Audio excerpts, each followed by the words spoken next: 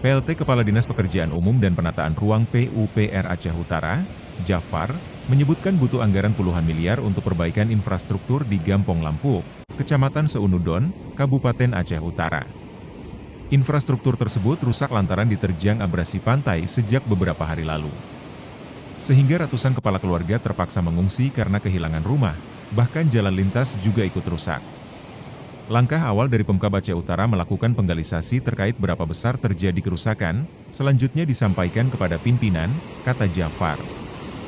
Jafar menambahkan, pihaknya juga membuat perencanaan terkait anggaran yang diperlukan serta melihat mekanisme apakah dapat ditangani langsung Pemkab Aceh Utara atau harus turun tangan Provinsi Aceh.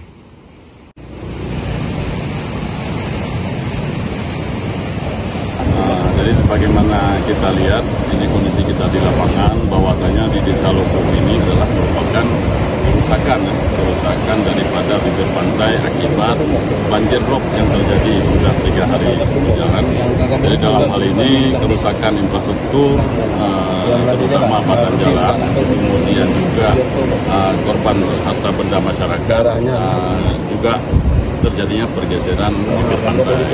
Namun dalam hal ini kami dari pemerintah Kabupaten Aceh Utara tentu langkah awalnya adalah melakukan inventarisasi terhadap kerusakan yang terjadi di lapangan sesuai dengan arahan Pak PJ Bupati. Makanya kita harus inventarisasi apa yang terjadi kerusakan, berapa besar yang terjadi kerusakan, sehingga kami juga membuat laporan kepada pimpinan. Selanjutnya pimpinan juga akan melaporkan kepada pihak pemerintah atasan, yaitu dari pemerintah provinsi.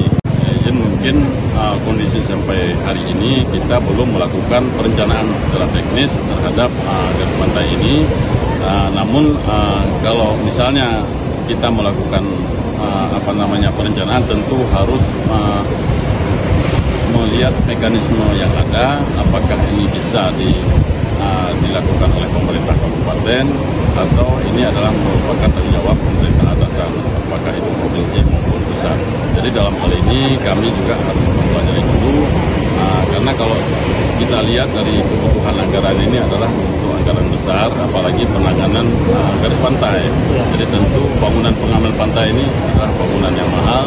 Kemudian setelah ada perencanaan juga harus ada kajian amdalnya atau kajian lingkungan, apakah ini memang berdampak atau tidak berdampak.